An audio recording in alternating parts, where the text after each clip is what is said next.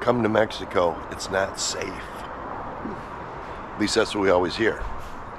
The United States government and the Canadian government both have travel advisories for coming to Mexico. And I feel completely safe here. So what's the discrepancy? How can this be? Let's look at it. Straight off the U.S. government's State Department's travel site, this is what it says about coming to Mexico. For a country summary, violent crime such as homicide, kidnapping, carjacking, and robbery is widespread and common in Mexico. The U.S. government has limited ability to provide emergency services to U.S. citizens in many areas of Mexico. But again, I feel safe. So let's go an in-depth reporting here at Three Suitcases and find out what's really going on. I get it. When El Chapo's son was captured and all hell broke loose, our daughter called right away. She was worried about us, and I understand that. Where Sinaloa is, to let you know, from where we live to where Sinaloa is, 1,396 miles away. That's not right around the corner. I lived in Minnesota, about 2 hours away from Minneapolis during the George Floyd thing. Absolutely nothing changed in my life. There was no riots or anything where we lived, and that was just 2 hours away. 1,400 miles away. To put that in perspective, from where we lived in Minnesota before we moved down here, you could drive to Houston, Texas, and then over to Baton Rouge, Louisiana. That's the same distance it is from here to where El Chapo's son was arrested. First thing we're going to do is we're going to talk to some people who live down here. They're on the grounds. They're probably fighting for their lives right now. So let's go talk to a few people, see how they feel about safety in Mexico. Okay, we're back, and I'm here with Glenn. Glenn, you're originally from Canada, Alberta. Alberta, Canada. All right, so that's scary right there. But this might be the bravest man you ever met, or dumbest, depends on how you look at it. I heard you actually traveled to Playa del Carmen. Yeah, it was pretty scary. Oof, you made it. Obviously, you're alive to tell the tale. What happened in Playa del Carmen? Well, got kind of lost trying to find our way back. But it took hours. Heroin? Well, the driving is another story altogether. That is. Yeah, it was not fun. You almost die there too, or? Well, yeah, you wander down Fifth Avenue there, and quite the place. But yeah, you're getting harassed, and you got to bolt your stuff down to your body, like you're gonna get robbed. You don't want to stay there for too long. A week at tops. Exactly. All right, so it's hard to even be this serious. I do want to ask you about this.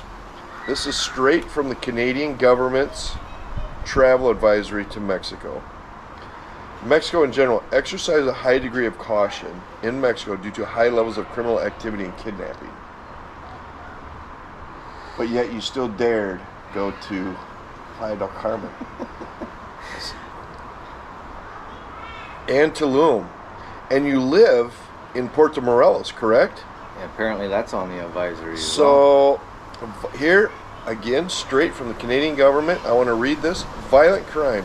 There are high rates of violent crime such as homicides, kidnappings, carjacking, and assaults, including in popular tourist destinations such as the Mayan Riviera, Cancun, Playa del Carmen, Puerto Morelos, and Tulum. Well, I mean, we live in Puerto Morelos, but I don't dare leave the house very often. We skip the dishes, we do have that here. Phone in the groceries, and barely leave the yard to go swim in the pool. Like it's as all the kids are making noise in the background. That's enough. It's hard to keep this serious, brother. Okay, so I have one more question for you for sure. I heard you guys had a New Year's Eve party here. Yeah. You must have had 20, 30 private security detail around here to keep everybody safe? Well, it was basically one at every corner. Oofta. And there's a screening booth at the front door.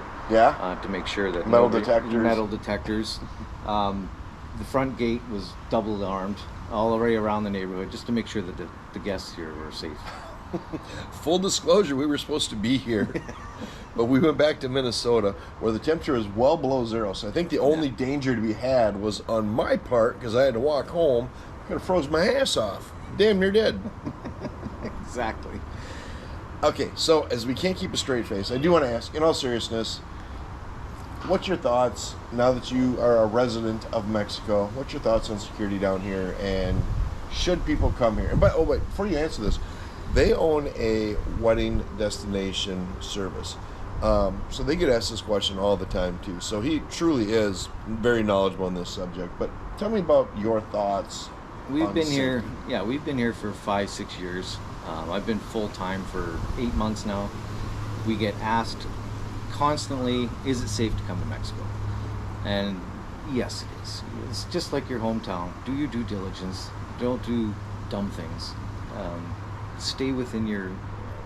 You're not going to go out in the middle of the night after you've been drinking all afternoon. There's no issues here. Not at all. There you have it, folks. The bravest man possibly to ever ignore the Canadian government's travel advisory. That didn't help very much, did it? Let's look at some crime statistics. The crime rate, the murder rate in the United States is 6.52 out of every 100,000 people. In the Yucatan Peninsula, where we are, which covers the states of Quintana Roo, Yucatan, and Campeche, the murder rate is about 3, so less than half. The state of Yucatan is 2.1. In Canada, it's 1.95. So about the same as it is in Canada in the state of Yucatan. If you cover the whole area, it's 3%. Now, the country as a whole does have some scary spots, and the murder rate there is quite high.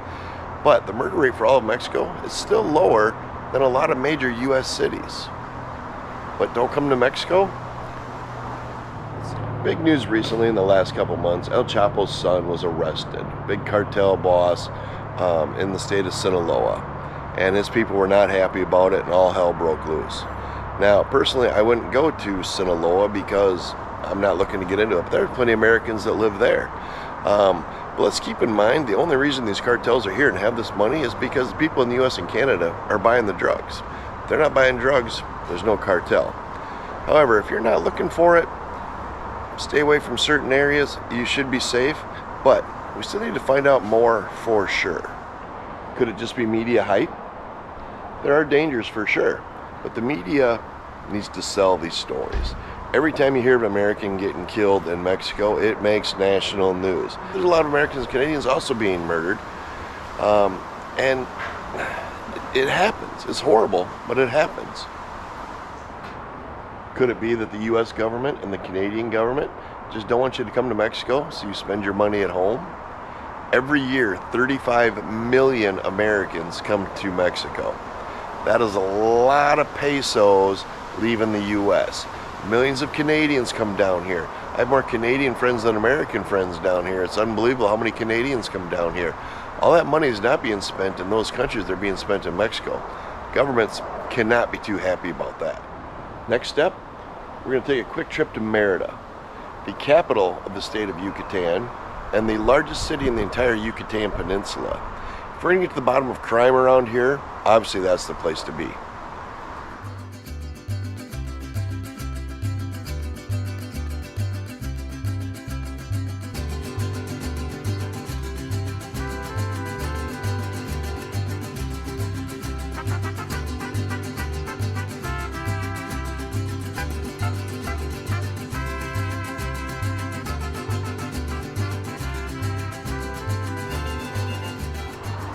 Whew, okay, that was a quick trip to Mérida. Guess what? The second safest city in the Americas, behind only Quebec City in Canada. So while I was there looking to fight crime and get to the bottom of this crime situation, I ended up ice skating at a mall in Mérida. And then I rode around on a little train, and finally I had an ice cream cone at a kiosk just outside of a McDonald's because I couldn't find anything bad to say. The only crime I witnessed in Mérida was how quickly I lost $20 at a casino. There's 1.5 million Americans living in Mexico. Most of them are residents now, as we are.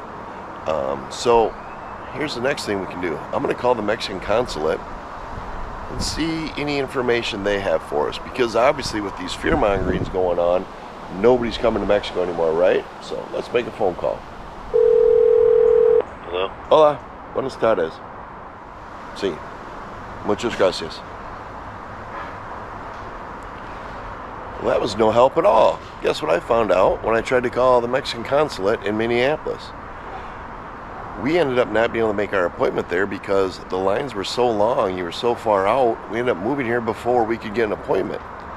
That's still the case. Guess what? Most consulates, some you can get in, but most consulates are months out, and several consulates aren't even taking appointments. They're so far booked out, they're not even taking appointments because they're months out from so many Americans wanting to move to Mexico. How am I not getting to the bottom of this? And you may be asking yourself, where's Renee today? Well, she is not in fear for her life, so she is actually on the beach today. When I get done with this, I'm gonna go join her, all by myself. Okay, so why do I feel safe here? Basically, for all the reasons you've already heard. I mean, the country's beautiful and everything you can say about it, but I don't do drugs. I don't go to high crime areas. I avoid running into cartel people and trying to piss them off. I just live my life. If you don't go looking for trouble down here, you're probably not going to find it. There are crimes down here. There are bad things. There's abject poverty. You can become the victim of crime just like you can any place else in the world. Your biggest concerns down here, probably your house could get broke into in the afternoon if they think you're not home. When you're out and about, don't be in some dark alley drunk at 2 in the morning. Don't flash wads of cash. Don't leave your purse sitting out. Don't leave your valuables laying out. Those are just common sense things that you should be doing wherever you are. So just be smart, and you're probably going to be fine. Don't take my word for it. Don't take the U.S. government words for it. Don't take the Canadian government's words for it. Come down, visit Mexico for yourself. Tell me what you think. For 3 Suitcases, thank you for watching. And if you found this video helpful, please like, subscribe, and share this video with all your friends. And finally, as always, just a reminder, you come to Mexico, you're a guest. Try to speak some Spanish, but if nothing else, just be friendly, don't be a dick. It's my advice for the day.